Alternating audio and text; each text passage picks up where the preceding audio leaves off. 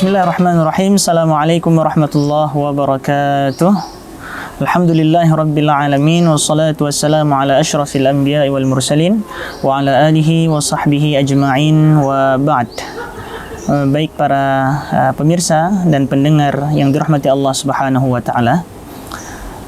Imam Ahmad Ar-Rifai, yang mana beliau merupakan salah satu wali kutub yang hidup pada abad ke-7 atau ke-8 Hijriah. Di dalam salah satu kitabnya beliau mengatakan tariqu usulika ilal jannati takunu fi khutwataini, bahwa jalan seseorang menuju ke surga itu hanya ada 2 langkah. Bahwa jalan seseorang menuju surga itu ditentukan oleh 2 langkah. Beliau berkata, al-khutwatul ula an tad'a qadamaka ala unuqik. Langkah yang pertama itu adalah dengan cara kita meletakkan kaki kita di atas pundak kita. Kita meletakkan kaki kita di atas pundak kita. Wal khutwatu tsaniyatu tasilu ilal jannah, kata beliau. Maka di langkah yang kedua, insyaallah engkau akan sampai di surganya Allah Subhanahu wa taala.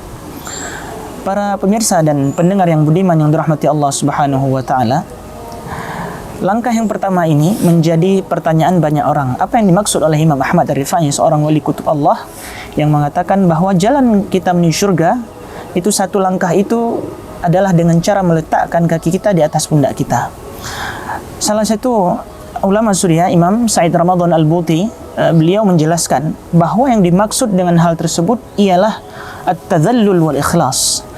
Bahwa satu langkah kita menuju ke surga itu ditentukan oleh kerendahan hati kita saat beribadah, saat berhadapan dengan Allah Subhanahu wa taala, dan keikhlasan hati kita bahwa segala sesuatu ibadah yang kita lakukan hanya karena Allah dan hanya karena mengharapkan ridha Allah Subhanahu wa taala.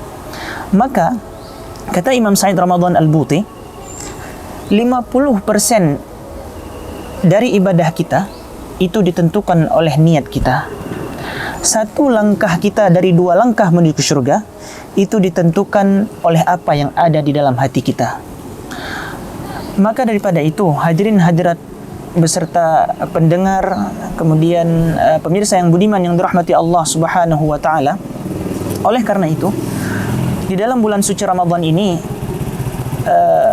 bulan suci Ramadan bukan hanya tentang bagaimana cara menahan lapar.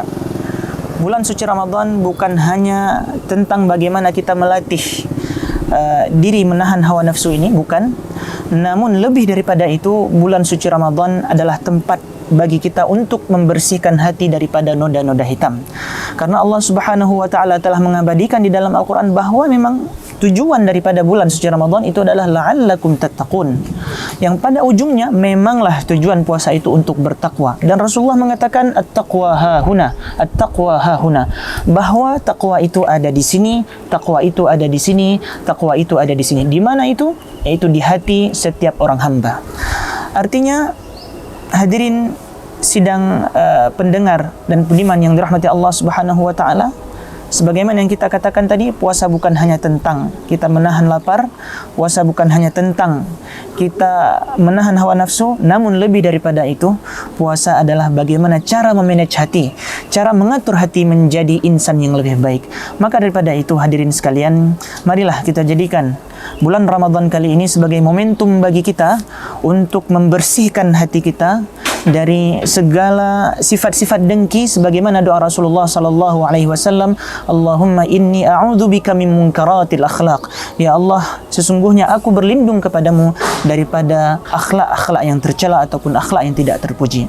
Maka mudah-mudahan bulan suci Ramadan ini menjadi momen bagi kita untuk sama-sama membersihkan hati, sehingga dengan hati yang bersih kita mampu meningkatkan ketakwaan kepada Allah Subhanahu wa taala, yang mana itu adalah tujuan akhir daripada bulan suci Ramadan itu sendiri. Hadanallahu wa iyyakum ajma'in. Inilah nasihat singkat yang bisa kami sampaikan dari apa yang kami tahu daripada ulama-ulama kita semua. Mudah-mudahan bermanfaat bagi diri kami sendiri dan bagi para pendengar serta pemirsa sekalian. Assalamualaikum warahmatullahi wabarakatuh.